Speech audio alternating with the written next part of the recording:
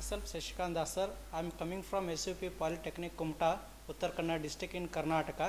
So now today I am teaching with the topic about the properties of solids and liquid. First of all, I am considered as the hook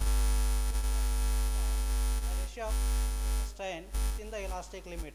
If you are considered for the stress is nothing but the removal of the deforming force from the material.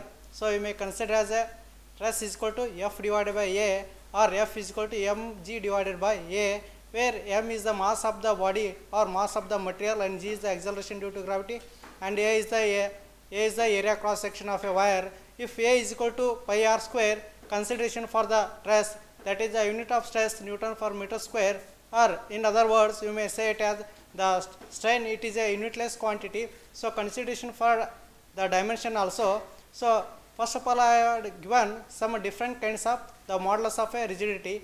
First we may say it as the Young's modulus, modulus of rigidity, and third one the bulk modulus. In case of Young's modulus, it is defined as the ratio of the tensile stress to the tensile strain within the elastic limit for a particular material. If you are considered for the metal or a copper wire or a aluminum wire, whatever it may be, you have to consider, it is considered as the tensile stress to the tensile strain.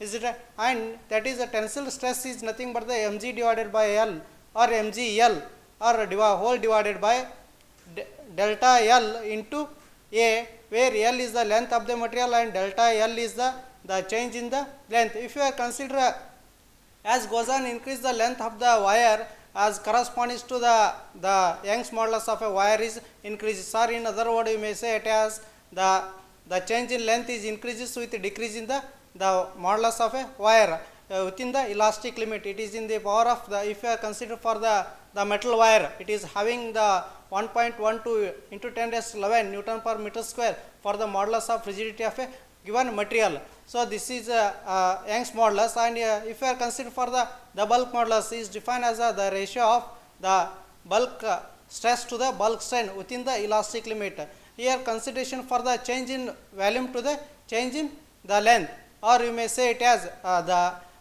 mgv divided by delta V into A, where V is the volume of a wire, or if you are considered for a V is nothing but the volume of a material, and change in delta V is nothing but the change in volume. So if you are increasing the volume of a material as goes on decrease in the bulk modulus of a material, or if you are increase the mass of a material with increase in the bulk modulus of a material, so it is having the same the unit as in case of the Young's modulus of a material. So and third one, it is that the modulus of a rigidity, it is the ratio of the change in the displacement to the change in the length of the material, that is x divided by L, where L is the increase, and with increase in the if L is the increases with decrease in the theta value, or if you are considered for the x is the displacement with corresponds to increase in the bulk modulus of a material. So in the same way we have defined the different kinds of the material flow of a object.